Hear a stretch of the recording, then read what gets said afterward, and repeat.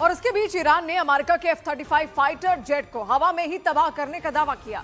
हालांकि अमेरिका ने उसके दावे को खारिज करते हुए जानकारी दी कि उसका लड़ाकू विमान पूरी तरह तबाह नहीं हुआ, बल्कि उसे सिर्फ नुकसान पहुंचा है। लेकिन ईरान की IRGC सेना के मुताबिक उसने अमेरिका के उस विमान को गिरा दिया जिसकी गिनती दुनिया के सबसे खतरनाक फाइटर जेट में होती है। इसलिए ईरान के इस दावे ने पूरी दुनिया का ध्यान खींच लिया। यही नहीं, ईरान ने इसका एक वीडियो भी जारी किया। उस वीडियो में दिखा कि आसमान में उड़ रहे अमेरिका के F-35 लड़ाकू विमान को एक झटके में उड़ा दिया गया। वो अपने लक्ष्य की तरफ बढ़ रहा था, तभी एक मिसाइल ने उस पर वार कर दिया। इसके बाद तेज धमाका हुआ और दावा किया गया कि अमेरिका का ये लड़ाकू विमान वहीं तबाह हो गया। ईरान के IRGC सेना के मुताबिक ये फाइटर जेट ईरान की एयर स्पेस में घुसकर मध्य ईरान तक पहुंच चुका था। तभी उसके एयर डिफेंस सिस्टम को उसकी जानकारी मिल गई और फिर डिफेंस सिस्टम से छोड़ी गई इंटरसेप्टर मिसाइल ने अपना काम कर दिया। दावा किया गया कि वो लड़ाकू विमान वहीं क्रैश हो गया। और अगर ईरान का दावा सही साबित हुआ तो ये पहली बार होगा जब F-35 लड़ाकू विमान को इस तरह निशाना बनाया गया।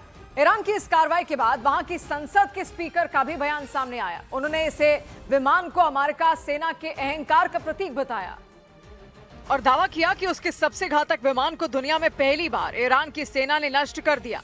कहा गया कि इस कार्रवाई ने अमेरिकी सेना के अहंकार को भी चकनाचूर कर दिया। जिस लड़ाकू विमान को गिराने का दावा किया गया उसकी गिनती दुनिया के सबसे खतरनाक स्टेल्थ फाइटर जेट में की जाती है।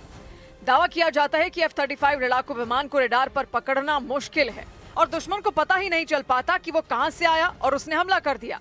ये हवा से हवा और हवा से जमीन दोनों जगहों पर तबाही मचा सकता है और सबसे बड़ी बात कि ये एक साथ कई टारगेट को ट्रैक भी कर सकता है।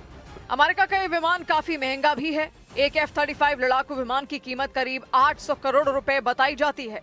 लेकिन ईरान के IRGC सेना ने दावा किया कि उसने अमेरिका के इस विमान को न सिर्फ ट्रैक कर लिया बल्कि उसे तबाह करने में वो कामयाब रही। लेकिन अमेरिका की सेना ने ईरान के इस दावे को गलत बता दिया। उसकी तरफ से बयान दिया गया कि इस विमान को उतना नुकसान नहीं हुआ जितना ईरान की सेना बता रही है और उसके साथ ही जानकारी दी गई कि इस विमान की इमरजेंसी लैंडिंग करवाई गई।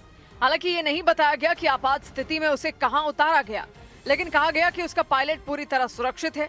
इसके साथ ही अमेरिका ने इस हमले की जांच करवाने की भी जानकारी दी ताकि पता चल सके कि विमान को कितना नुकसान पहुंचा। लेकिन इस बीच ईरान ने अमेरिका और उसके साथ साथ इजरायल को भी चेतावनी दे दी कि उसने जंग में अब तक अपनी सिर्फ थोड़ी ही ताकत का इस्तेमाल किया है। कहा गया कि उसके यहाँ अगर हमले नहीं रुके तो फिर उसके जवाब देने पर कोई रोक टोक नहीं होगी, यानी वो जहां मर्जी और जैसे मर्जी हमला करेगा। जंग शुरू होने के बाद से ही ईरान ने खाड़ी देशों में मौजूद अमेरिका के सैन्य अड्डों को निशाना बना रखा है।